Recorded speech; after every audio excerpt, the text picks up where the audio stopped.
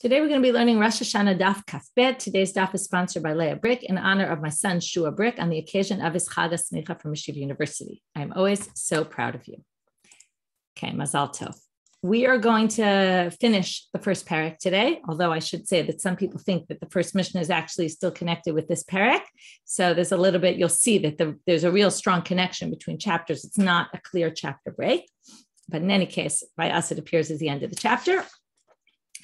We're going to start with the comment on the final part of the Mishnah on Kaf Aleph Amud Bet.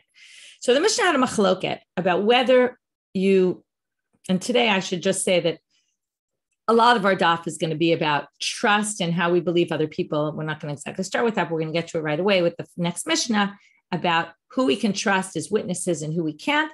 And in general, the testimonial about a Duda Chodesh, and is it different than other areas where we require testimony. And we sort of see why in this Mishnah, right? So this Mishnah said, whether you see the moon clearly or you don't see it clearly, you can go desecrate the Shabbat, because why? You would think that if it's clearly seen, you don't need to come be Mechalel Shabbat because someone else will see it and it'll be quite obvious. But the issue is that, and then what happens? So then Rabbi Yossi said, only if, right, it's not so clear because then no one else saw it. But then we have a story to support the Tanna Kama, which says, there were 40 couples that came, more than 40 couples of pairs of witnesses. Rabbi Akiva stopped them in Lod and said, you don't need to go. It's Shabbos, right? Don't be Mechalel Shabbat. There's enough people going.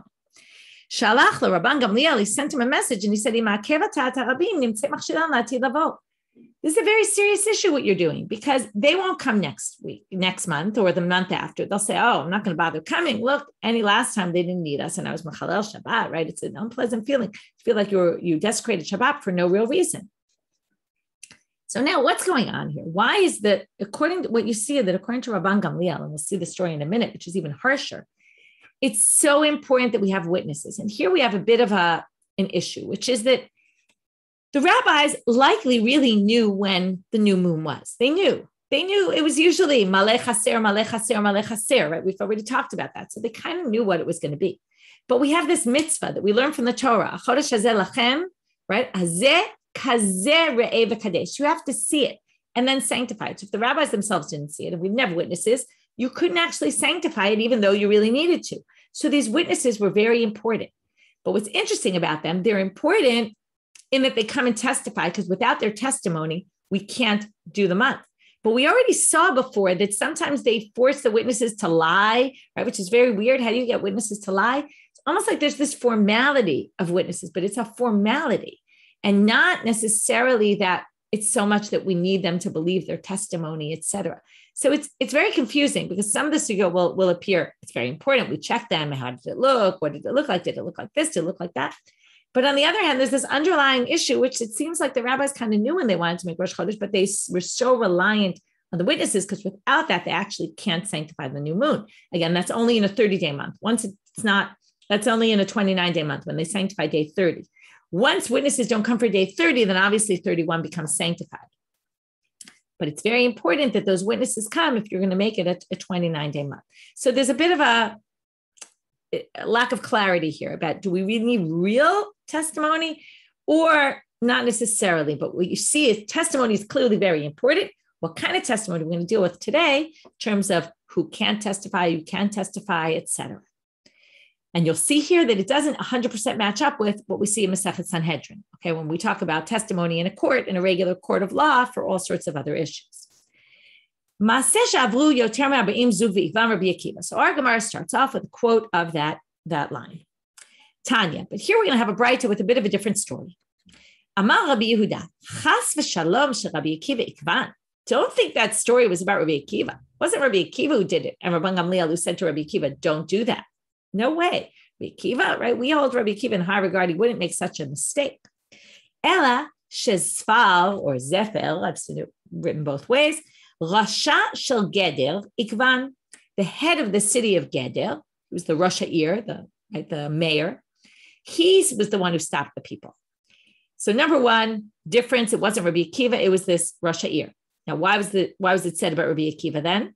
Some people claim that maybe Rabbi Akiva, okay, either there's different versions about who it was, but it's a little strange to confuse a mayor with Rabbi Akiva. Some people say Rabbi Akiva was there and didn't stop him. And because of that, it got called in his name. Remember the para that was it was called Rabbi Lazar ben Azariah's para, his cow, even though it wasn't really his cow, he didn't stop this woman from doing it. So it was called in his name. So lots of times the rabbis have a responsibility. And if they don't stop it, then the story gets called in his name, even though he obviously didn't do it.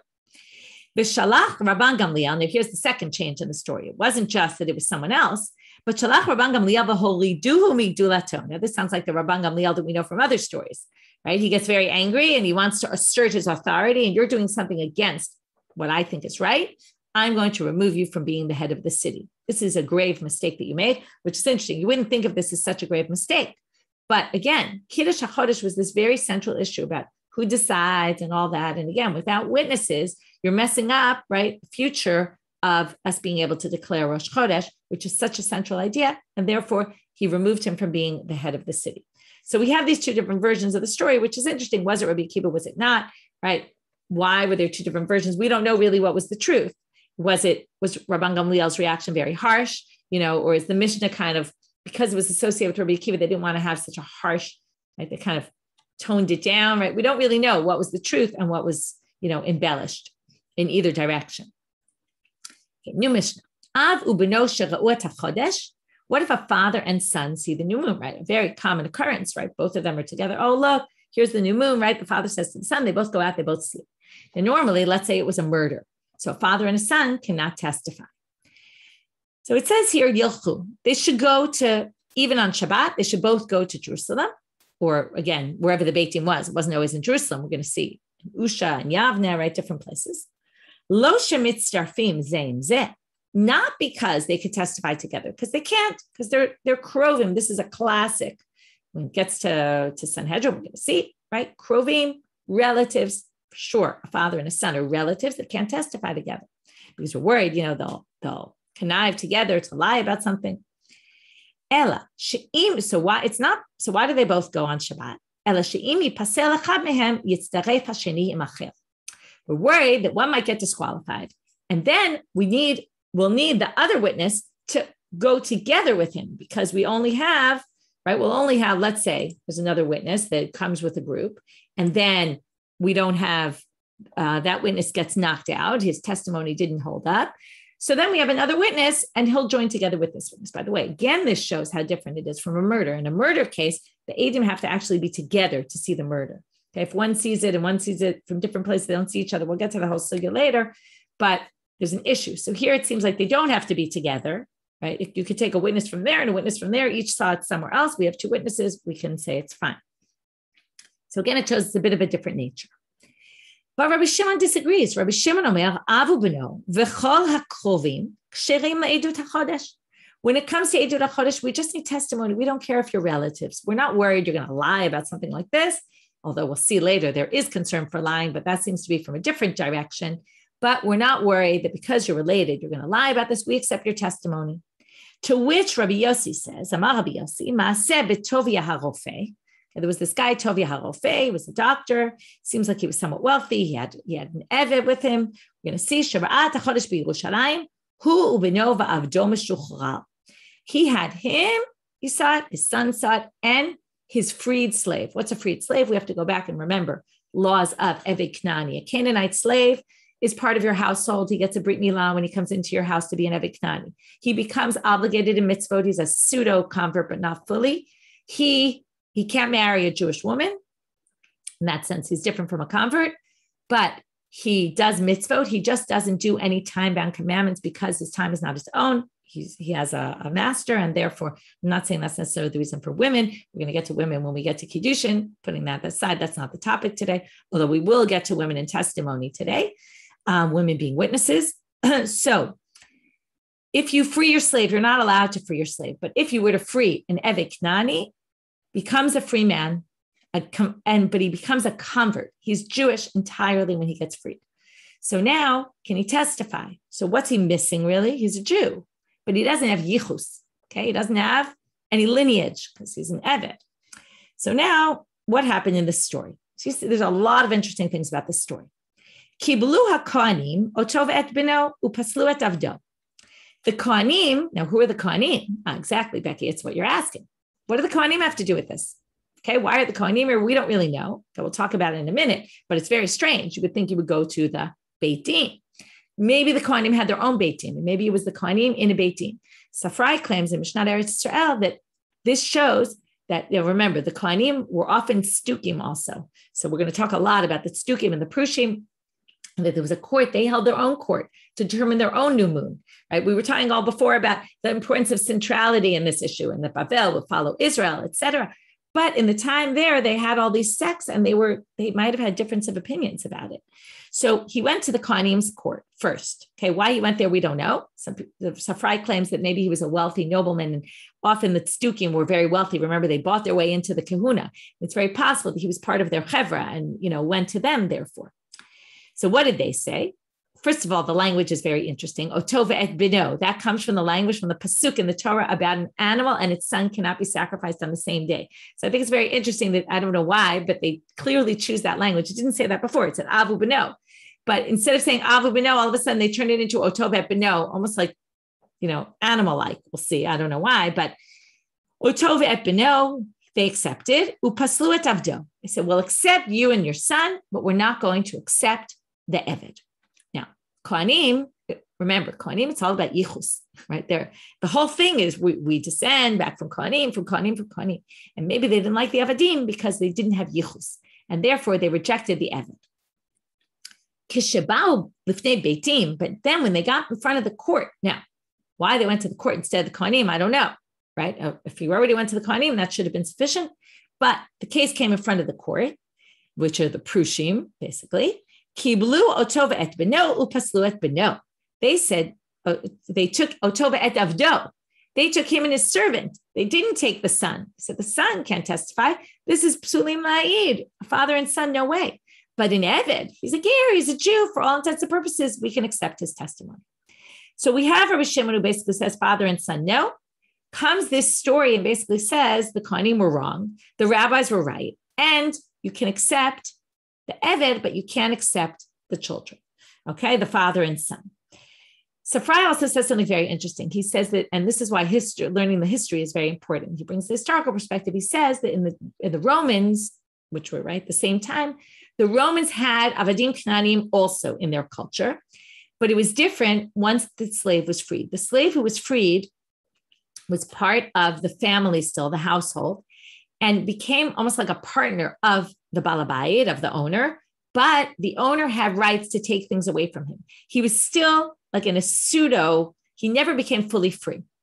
So Safrai claims that maybe because of that, they viewed the Eved as like more not in a halachic way, but in a chevrati way, the way it was viewed in society and the society around them, that an Eved was actually still considered almost like a relative because he was in partnership with, right? Anyone who's in partnership also is suspect of, collaborating together. So that it's possible that it was viewed in that way as a type of relative. And maybe that's why. Another possibility I thought more so is that maybe he was still viewed as a part Eved in their society because of that, right? So therefore, he was treated more like an Eved and not like a free person because of the Roman, the way the Romans viewed it. Anyway, I thought that was just an interesting point, how he compares it to the way the Romans had it different from the way the Jewish model is. Okay, so let's see what the Gemara does with this. Amar Rabbi Levi, my time at Rabbi Shimon. So the first thing is they bring us proof to Rabbi Shimon, because Rabbi Shimon is basically strange. Why would you allow a father and son when it's very clear the father and son can't testify? Dichtiv, Vayomer Hashem el Moshe ve'el Aharon. Okay, pay attention. This is usually the part you don't pay attention to in the verse. God said to Moshe and Aaron, who were brothers, he said to them, Lemor achodesh hazeh lachem, and that's the whole commandment to sanctify Rosh Chodesh. And it was told to Moshe and Aaron, and it says, lachem, the Chodesh is for you. What do we darshan from the word for you here? This testimony will be kosher with you, with the two of you, your brothers, meaning you can both testify about this. Some people understand it as you have the power to determine you can even accept brothers. And maybe it doesn't mean specifically because you're brothers, but it's given to you to decide. It's different from other things. The Rabbanit, how did the rabbis darshan this pasuk? You're in charge of this. You're in charge of this doesn't mean you could accept whoever you want to testify. No, people have to testify, and it has to be according to kosher witnesses.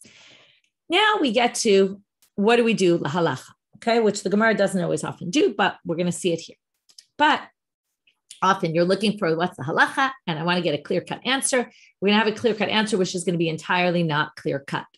So, Amar Rav Chanan bar Rav, Hilchata ke Rabbi Shimon. Okay, that sounds pretty clear. He paskins like Rabbi Shimon, which means you can accept a father and son. Amar le, and any relatives. Amar le Rav Huna le Rav Chanan bar Rav. Rabbi Yossi u'maaseh v'at amart hilchata ke Rabbi Shimon. But the Mishnah brings Rabbi Yossi. First of all, there's a general principle. When there's a machloket between Rabbi Yossi and Rabbi Shimon, we paskin like Rabbi Yossi. Okay, so that's number one. Number two, he brings a story, which basically proved his point. So stories are always stronger than opinions. It's always the case. If we actually act upon an opinion, then that must be the right opinion. And we see that the rabbis in the end didn't accept it. So that's his question. So Amalei, what's his retort? Rav Chanan bar Rav, he says, "V'hazimnin segin amarit kamei derav hilchta ke Rabbi Shimon v'lo amar li v'lo midi." There were many times where I went in front of Rab and I said halachas like Rabbi Shimon, and he never said anything to me. So there's my proof. He would have corrected me if I was wrong. I must be right. So Amalei says to him back. He starts to think, well, what could possibly be? Because I know the halach is not like Rabbi Shimon. So he says, "Hechi teneta." How did you read the Mishnah? When you said halacha like Rabbi Shimon, what was your version of the Mishnah? Amarle ibcha. He told him the opposite. Now, he didn't tell him, quote unquote, the opposite of what you have. He told him his version of the Mishnah, which we don't know exactly what he said. But when he came out, when he said the Mishnah, it was opposite. Now, what's unclear here is what exactly does it mean opposite? Does it just mean Rabbi Shimon and Rabbi Yossi were flipped? Okay. In which case, when he said like Rabbi Shimon, he was saying like Rabbi Yossi, really, that we don't accept a father and son. Or it could be that his story was flipped and that he was trying to say that Rabbi Shimon, that the story ends with the Av and the Ben are the same. Anyway, it's a little hard to read it that way. Let's just assume he flips the names. So Amarle, Mishum Hachi lo Amar v'lo midi. That's why he didn't say anything to you, because you had a different version of the Mishnah. And now here, right, according to the simple reading, if you say it was Rabbi Shimon, we possibly, right, this is why it's very important. When you say things, you have to be very clear. You have to spell it all out. To just say, I pass like Rabbi Shimon meant something to someone and something the opposite to someone else, because it depended on what version you had of the Mishnah. So therefore, it would have been better if he said the halacha is we don't accept a father and son. And then it would have been clear what he meant and that they were both actually saying the same thing. The biggest problem with the sugya is the next line. So far until now, all the cards line up with Rabbi Yossi, Rabbi Shimon, Al-Chaki, Rabbi Yossi. The story lines up, everything, right? And the psak, in the end, we say when he said Rabbi Shimon, he really meant Rabbi Yossi, all lines up. This next line is very strange. Amar Tavi Berei de Maritavi, Amar Mar Ukva, Amar Shmuel, Hilchataki Rabbi Shimon. Very odd. We just kind of said how Rabbi Yossi would make the most sense for various reasons, and that even the one who said not had the wrong girsa, and basically, it's very strange. So some people have the nusach. You see there's a little aleph there, and it says to you that some books say, Ein halacha ki Rabbi Shimon, which again, right, there's clearly lack of clarity in general about what's going on here. We don't hold like Rabbi Shimon, okay? That's basically the best way to understand this. Otherwise, it's really complicated. Or you could just say there's really a machloket about it. And then that goes back to opening up, right? We don't know why like Rabbi Shimon, but maybe because this idea of Kiddush HaChodesh, the type of testimony needed is different. And therefore, a father and son actually could be accepted. Okay, now we move on to the next Mishnah, which is almost very similar to a Mishnah in Sanhedrin, where it talks about the Psulei Edut. We'll deal with this much more in depth when we get there, because there's a lot of discussion about who can testify. But there's a few things missing, and there's something added here that isn't there. So, Elohen Psulim, Hamisachek B'Kubiyah, a gambler, Milavei B'Ribit, someone who loans on interest. Mafrichei Yonim, there's a big debate whether this is someone, it's like horse racing, but they did it with doves, dove racing, to try to get which bird's going to get there first. Or maybe it's someone who takes doves who are sort of out there and he whistles like a special whistle. He brings them to him and then he kind of takes ownership over them. And that basically steals them, so to speak, from other people, because he's got a special method in which he gets them all for him. But Socharei Shvi'it, those who sell Shemitah produce, there's a big, long Mishnah about this in Sanhedrin, which debates exactly what the reality, what the case was, what you're doing. Part of the issue is that this sounds like it's D'Oraita, which is a problem, because all of these are people, what's the issue with all these people before we get to the Socharay Shvi'it? They're people who are looking for a quick way to make money, right? Gambling, usually you're trying to just make money quickly. Milavei b'ribit, right? You basically don't have to do anything. You lend money and then you get extra money back, right? So there are easy ways for people to make money, right? Same thing with the pigeons, right? Either it's pigeon racing or it's this other thing about attracting the pigeons to you. So all of these are quick, easy ways to make money. So we're worried that if someone offers you money to lie, then you're going to basically, you'll take the money because it's a quick, easy way. Oh, you'll go lie in court, no problem. There's a whole day, again, this is more for Sanhedrin, but some people say it's only if you're a full-time gambler. And the issue is, right, not if you go gamble once in a while. The other opinion says no, any kind of gambling, because you're really kind of stealing, because it's called a smachta. We'll get into that much more in depth later, but you really, when you put the money on the table, you never really intended to lose the money, right? Why do you gamble? You don't gamble to lose, you gamble to win, which means that you didn't really wholeheartedly hand over your money, which means that when someone else picks up your money, they're basically stealing from you because you never really gave it to them. And then that's called a smachta. And then basically anyone who gambles, who takes something from the table, is basically stealing because he's taking something that's not his own, or she's taking something that's not her own. So in any case, it's a whole debate about that. Or is it just someone who's a full-time gambler and they clearly, right, are not, the Gemara, the Mishnah says they're not osek b'yishuvo shel olam, they're not inhabiting the world, they're just kind of looking for quick fixes. Anyway, whole debate about that. So these are all derabbanans. Like a real thief would be deoraita, someone who directly steals from someone. That would be a psul on a Torah level. These are all psulim on a rabbinic level, which we're going to get to in a minute, what the relevance of that is. So Charei Shvita are a little problematic because it sounds like it's deoraita. You're not allowed to sell Shemitah produce on a deoraita level because it says it's lachem le'ochla, to eat but not to sell. Some people say maybe that's Rasha's derabbanan. It's a whole debate about how to exactly understand this, and we'll see when we get to Sanhedrin. Whole thing about how this whole thing developed. It used to be Osvei Shvit, then became Socharay Shvit. Again, I'm going to leave that aside. Ve'avadim. This one is added to the list. Why is it added to the list in Sanhedrin? Because it belongs here. Because in the last Mishnah, we just talked about the Eved Knani that was freed. Here we're telling you an Eved Knani that's not freed can't be a witness at all because he's not Jewish. We're not fully Jewish and he's a slave. So we don't allow it. Right. Oh, that's another reason. So Becky's pointing out one of the other reasons they gave. I didn't give all the reasons. Some people say, so Charei Shvi'it bizman hazeh is only derabbanan. And Shvi'it is deoraita, Shemitah, but in nowadays that we don't have the temple and all that, it's only rabbinic. And therefore, that's another possibility as to why it's only rabbinic. Anyway, there's a few answers for that question. Zeh. So one of the rule about this Mishnah is the following. Now notice they didn't bring up women, but now they bring it up in a kind of backhanded way. Any testimony that a woman can't testify for, we're going to see there's certain things a woman can, there's certain things a woman can't. These people cannot testify either. In other words, because they're only rabbinic in nature, their disqualification, so they can testify for anything that a woman can testify for, and they can't testify for anything a woman can't testify for. We're going to go to the Gemara and then we're going to get back to this. There's not much to be said about this here, but we'll read the Gemara and then we'll go back and talk about women in general and testimony. So the Gemara says, Ha'ishak sherala. So what's the inference from here? It only said anything a woman can't testify for, these people can't testify. So they say from here you can infer, Ha'ishak sherala, afhen ksherim la. But if a woman can testify about it, then these would be allowed to testify, these people.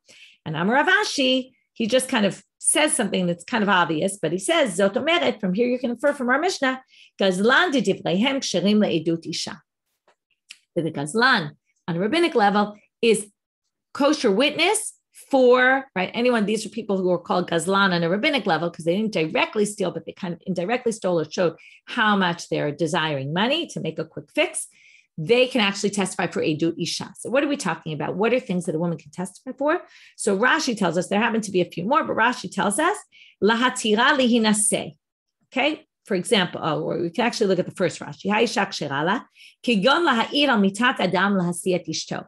If only one person, if only there was a woman who saw someone who died, she could come testify that the man died to allow the woman to get remarried. Okay, that's what we call lahatir agunot, right? We try to go as far as we can to allow women not to be stuck in a marriage because their husband died and he's not around and nobody has any testimony. If a woman testifies about this, her testimony is accepted. This is a more complicated issue. A woman who's a sota is someone whose husband suspects her of sleeping with someone else. He warns her that she can't go into a room alone with him. She goes into a room alone with him. There's witnesses that she went into a room alone, but no one knows actually what happened there. Then, if we don't know what happened there, then she drinks the sota waters, and then we see what happens. If her stomach explodes, then it's clear she's guilty. If not, then she's innocent, and then they can go back to being married. If she's guilty, obviously, then they can't be married, and she eventually dies from the exploded stomach. So now, what happens if someone saw that they actually have relations in the room? Then we accept their testimony, and then she doesn't drink the sota waters. Now, if it's a woman who saw what happened in the room, we'll accept her testimony to basically say, we don't drink the sota waters.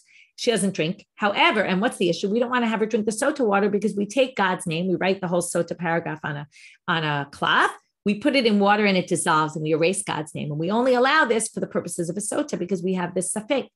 If she says it though, that she saw what happened, then we don't have her drink the sota waters. On the other hand, we also can't have her, she doesn't get the death penalty for engaging in adultery because we don't have two witnesses that are male that said that this happened. But it is enough to get her not to drink the sota water. So it's this in-between kind of thing that we allow it partially, but not fully, right? So we kind of accept it for a certain purpose, just to not erase God's name and not have her drink the sota waters, but we don't allow it in order to convict her. So, and the man she slept with.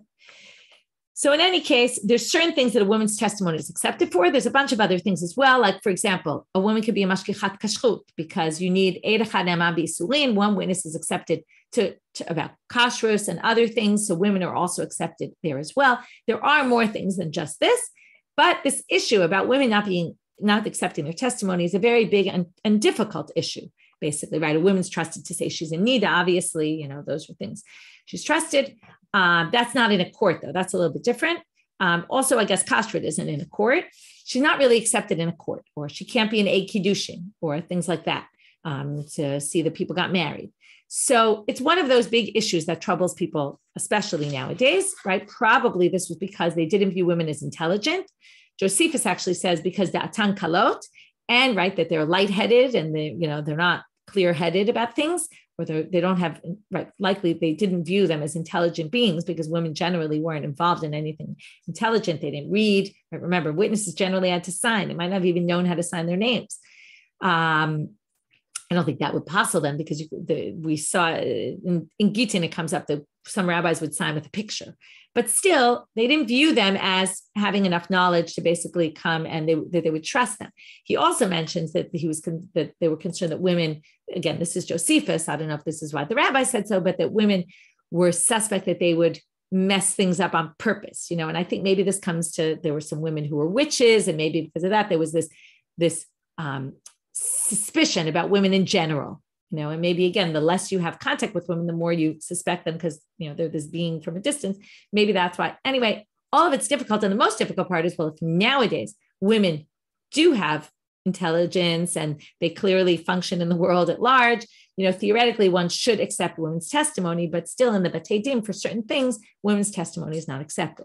There are certain things, like, for example, you have to testify in Israel that for Jewishness, single. Someone's single before they get married, you need witnesses. They accept women's testimony. So there are things, but it's still a bit of a problem that this hasn't changed. And it's hard because it's so clear cut in the Gemara that women can't be. So it's a little hard to come along and change that. But maybe over time, that's something that will change. Again, it's not super relevant in so many situations, but let's say under a chuppah, right? You have two witnesses saying, I see that he gave her the ring. And, theoretically, it's hard to understand why we, it's hard to say women aren't accepted. So I don't have a lot to say about this topic because it's hard to understand it, but at least we should address it, that it's a difficulty. Okay, next Mishnah. Here we have the Mishnah that ends the Perek. There's no Gemara on it, so we're just going to read the Mishnah and then finish the chapter and move on to the next. We're back to this issue of Shabbat. You saw the Chodesh, the new moon, but you can't walk. Okay, you're old, you're sick. So, not only are you allowed to Shabbat, someone else can help you and get you there. Okay, they can walk you on a donkey, afilu b'mitah, they can carry you on a bed. Remember, we talked about these chairs they would carry people on. We had it in Beitza with Yom Tov. You were allowed to carry someone on one of these big chairs, right? So we saw this woman, right? Women were carried on these chairs because they were going to get scared, nervous. Remember that whole thing? So anyway, they would carry people on chairs. Even that you can do on Shabbat to get them to testify. Not only can you be Mechalel Shabbat to get there, not only can you have other people help you, but you can also carry certain things with you on your journey that you might need not to testify, but you might need in order to make it there safely. For example, if you're worried people will attack you on the way, what people might attack you. Number one, you have robbers on the way. Number two, people might attack you, like we're going to see, the baitusim or the stukim, who tried to mess up the calendar. They might try to attack people on the way. They might have stood out there that day knowing that there were people coming, and they might have attacked them on the way. We don't know exactly, but it's a possibility. If it was very far away, you can bring food with you, okay, food for the way because you have a long way. How far could you be going on Shabbat? Well, if you could get there within the day, in other words, a night and a day, then you start traveling Friday night and you can get there the next day before the end of the day, then you're allowed to do it. If you're not going to get there by the time Shabbat ends, then you can't go because they're not going to sanctify the new moon anyway. It'll be too late. So therefore, we don't allow you to be Mechalel Shabbat. How do we know that you can do it? You could be Mechalel Shabbat if you can get there in time. Because it says Bimo Adam, if you remember, we had this in Psachim. Whenever it says Bimo Adam in their right times, that means it can override Shabbat. We saw it with the Korban Tamid. We saw it with some other things that it overrides Shabbat because it says Moed in its proper time. So that allows even on Shabbat. And with that, Hadron Alach Arba'a Rosh Hashanah. Now we're going to move to a slew of Mishnayot that have this Barishonah. At one point it used to be this, and it changed because of the situation. And we're going to see all these people that kind of would mess up the new moon for the Jews. This is why it seems like a continuation of the previous mission. And some people think this is part of the last parak. Not only can you go and you can have someone get you there if you can't get there by yourself, and you can bring stuff, you can even bring a person with you to testify for that you're a valid witness. Okay, for someone to testify, I know they're not a robber, I know they're not a gambler, I know they're valid. You can have someone come and testify about you if they're not going to recognize you in the court. If you're not a known person, right? You live in Haifa and the Beit Din is in Usha, let's say, or in Yavne, and they don't know you from a hole in the wall. So you can bring someone with you to testify about that you're a good witness. So now we need some background why you need this at all, right? Normally, first of all, everything's in singular, which is weird. We're going to get to that in the Gemara, right? Why are you by yourself, and why are you only bringing one person to verify who you are? Shouldn't you need two witnesses? We'll deal with that in a minute.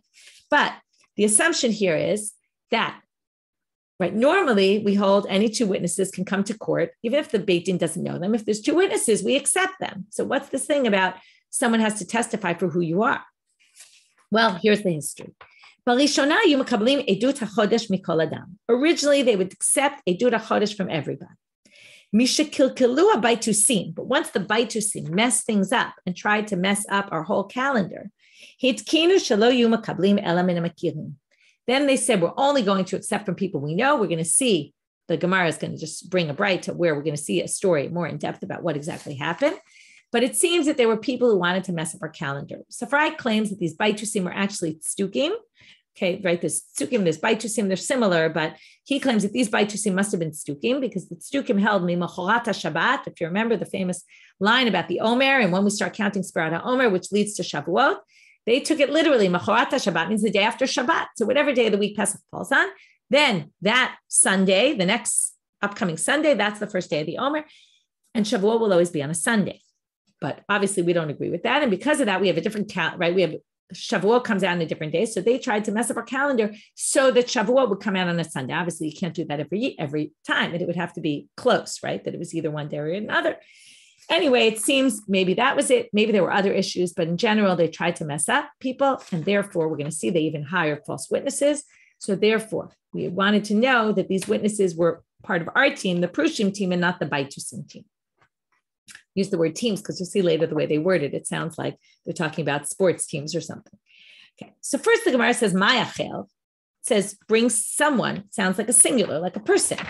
Chad, the Chad mi meheman. In other words, acher means one. One person will be believed. Vatanya, doesn't it say in a Braita? It says he came with two witnesses to testify about him. It sounds like you need two witnesses. So Amara, Papa Maya Chel, Zug Achel. He says when it says Acher, you bring someone with you. He meant a pair of witnesses with him. Hachinami Mistaber. It also makes sense from the wording. If you don't say that, the whole mission is worded in the singular. It says this one witness comes, and if they don't know him, right, then they have to testify, right? He has to bring someone to testify about him. Now, it says this is a mishpat. Remember, which is all about designating, right, the new moon on Rosh Hashanah specifically. This is a mishpat. This is something done in a court. Something done in a court. You obviously need two witnesses. So as I said, the whole thing's worded in the singular. He brings one witness to prove. He brings two witnesses, and it's not just he, it's his pair of witnesses. He comes with someone else, and they bring two witnesses to verify. It could be theoretically, they might need four witnesses, two to verify one, two to verify the other. So even though it didn't say so, it obviously meant that. Otherwise, there's no good way to understand this Mishnah. But now the Gemara says, wait a minute. But I'm going to show you somewhere where it does seem to indicate that one is believed. So now they're asking the opposite of what they asked a minute ago. First they said, of course one's not believed. How could you say only one? Now they say, what do you mean? One should be believed based on this other source. Again, this is a classic case of the Gemara reading the Mishnah and reading it with their lenses on. Right? They know that it's always two witnesses. So how could we possibly be saying one? Right? Either for some reason the Mishnah really did hold one, and the Gemara just can't believe it, so they reread the Mishnah to say it obviously means two. Or maybe for some reason, right? Maybe really the Mishnah does mean two. We don't really know. That's the truth. We don't really know what the Mishnah meant. But here's another Tannaitic source that seems to indicate one, and yet we're going to prove in the end that it's two. But again, the simple reading is really one. So here you see they went to Usha, which was one of the places the Sanhedrin went to after the destruction. So there was a case with Rabbi Nehorai. He went with a witness to testify on Shabbat in Usha for verify who he was. So here you see, he was a singular witness. Nehorai, Rabbi Nehorai went by himself. So one way to say it is Rabbi Nehorai was different because he was trusted. So maybe they trusted one witness like two, but that's not what the Gemara says. Amre, Rabbi Nehorai, Sadach Lina Havabade. Oh, it meant Rabbi Nehorai and someone else, which then you have to explain why they mentioned the somebody else. But the fact they didn't mention it, Mishum Fadosha, Rabbi Nehorai. It's not appropriate to mention Rabbi Nehorai with Joe Shmo. Joe Shmo is Joe Shmo. Rabbi Nehorai is Rabbi Nehorai.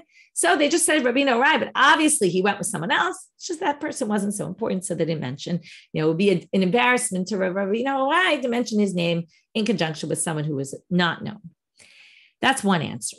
Another answer of Ashiyamal, Rabbi Nehorai Sada Achrina Hava Be'usha. Rabbi Nehorai went with this witness to Usha. He knew that in Usha, there was another person, a friend of his who knew this person as well. They went to yeshiva together. Who knows, right? They knew each other. So he said, I'll go to Usha. I don't need to bring anyone with me because I know there's someone in Usha that I'll find when I'm there and he'll testify with me. So Va'aza Rabbi Nehorai leads to Rufe Bahadeh, right? He went to join that witness. That's why he went by himself, because he really did go by himself, but obviously he needs someone else to testify with him. So then they say, and really you could ask this question in general, which is then why are they telling us this story at all? Right? Okay, very nice. Rabbi Nehorai once went to vouch for someone, but why would you tell us that, especially if he's going to meet another witness? If you're saying he was believed on his own, maybe you would be telling us something. But if you're telling us he joined someone else, so what's the point of the story? Also, really the first reading, if he came with another witness, then why are you telling us this? So they really only give an answer though for the second one, which is Ma'u detema misveka lo mechalelin an shabta kamash malan. It's not like Rabbi Nehorai was able to WhatsApp him before Shabbos and say, listen, I'm coming. Are you in town? Can you testify with me? No, he just knew that there was someone who lived in Usha who would be able to testify with him, but he didn't know for sure that he was in the town that Shabbat. He didn't know for sure he'd find him, right? Sometimes you go to someone's house, right? This happens my house, right? Someone comes looking for one of my kids. And then I say they went to this house, but the person goes around bopping from house to house. They have no idea where to find them, right? So how would you know you'll actually be able to find him? So maybe you can't come from another city and desecrate Shabbat because maybe you'll find him in the city and you'll be able to take him with you to court. So Kamash Malan, that you can still, again, you see how much they wanted to make sure that Adim came and testified. So they even allowed this, even though it's a doubt whether you'll actually find your second witness, but they allow it anyway. Ki'ata Ula. When Ula came, remember, Ula was one of those people who went from Israel to Babylonia. So when he came to Babylonia, Amal, Kitshua liyarcha b'ma'arav. He gets there and he says, they sanctified the new moon on this and this day in Israel. Now, until now, we've been talking about you need witnesses, 2 witnesses to say the new moon, right? Then they declare the new moon based on their testimony in court. Do you need 2 witnesses to come to Chutz La'aretz and say, or do you need witnesses you recognize to come and say they sanctified the new moon in Israel on this and this day? That's different. That's not Kiddush HaChodesh. That's just passing on the message. So here it says he went by himself. So Amarav Kahana lo mebaya Ula de Gavarabahu. It's not just Ula, who was a very prominent person, de Meheman, who obviously is going to be believed. Anybody will be believed. And here, again, this whole daf is really all about how do you know who you can trust? So he says, we know we could trust anyone on this issue. Why? My time. Since eventually this is something that will be revealed. This is something everybody in Israel knows. So eventually it'll get to the exile. So if they come on Monday and they say, on last Wednesday was Rosh Chodesh, but tomorrow or in 2 or 3 days, someone else who got there or traveled a little slower is going to come and say, no, you were wrong. It was really Thursday. They're going to look like idiot, right? The first guy's going to look like an idiot. He's certainly not going to testify about something that is so clear cut that they're going to be rejected later. So here's an interesting concept that any time when it's something that will ultimately be revealed, because it's so clear, you're believed. Anyone's believed, even one witness. Tanya Namihachi, brighter to support. Somebody came from the other side of the world. Obviously, it's an exaggeration, but someone nobody knows from a hole in the wall. So we can believe him, even if he says, right, Kitshua Chodesh on that date, we believe him because it's the same thing. Okay, it's very different from saying I saw the new moon. There we have to worry about the Baitusim messing up. Okay, which now we're going to get to our story. But Tanu Rabbanit. So Brighter says, what did they do? They wanted to mess up the rabbis. So what did they do? So again, it could be because of the calendar specifically, or it could be they just use this as a way, right? They were always infighting between them. So they hired 2 people for 400 zuz. 400 zuz is always this huge amount of money, right? So story language, 400 is always that exaggerated number. This is where it sounds like a team. One from our team, one from their team. Okay? So their witness comes, says all the right things, lying through his teeth. Okay, walks out. Nobody notices anything strange. So they say to our witness, which they didn't know who was who, right? They didn't know one was bad or one was good. And more right? They said, well, how did the moon look like to you? He said, well, I was going up to Ma'aleh Adumim. I saw it crouching between 2 rocks. Rosho domela egel, its head was like a calf. Oznav domim l'gdi, its ears were like a goat's, a kid's. Kornav domot l'tzvi, its horns were like a deer. Uznavo munacha ben yerechotav, and its tail was between its legs. And I looked at it and I said, oh my God, I got scared. I went back, right? I've never seen such a crazy thing. And if you don't believe my crazy story, because this really sounds crazy what he's saying, I have 200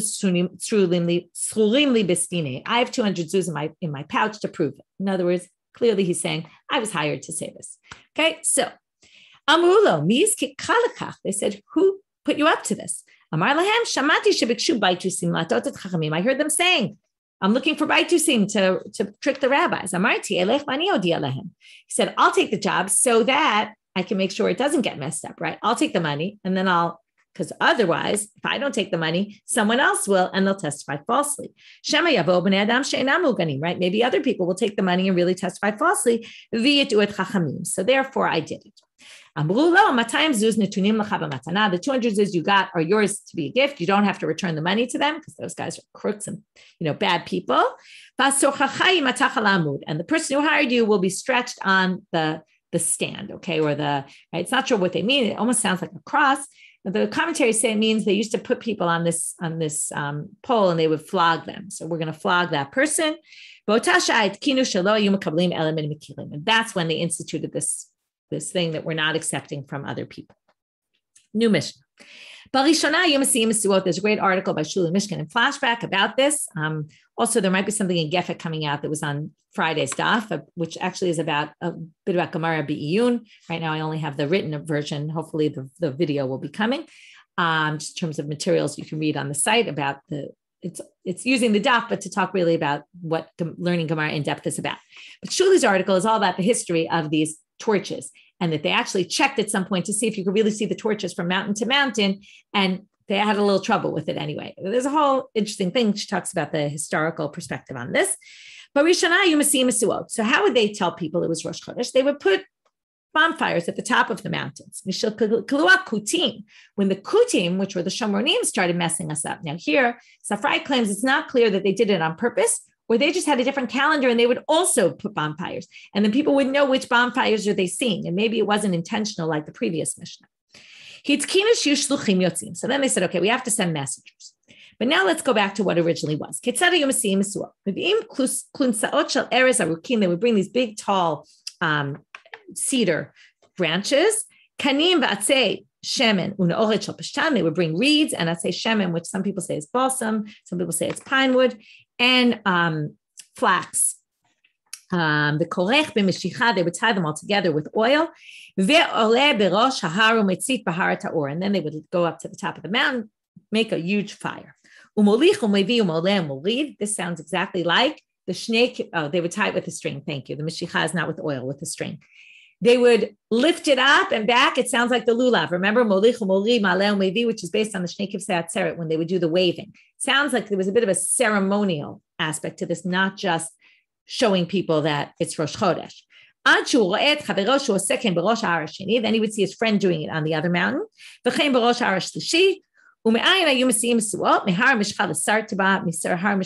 is Harazetim, Sartaba, Misartaba, the Grufina, Migrufina, the Chavran, Michavran, the Beit Biltim, Mi Beit Biltim, Lozazu Misham.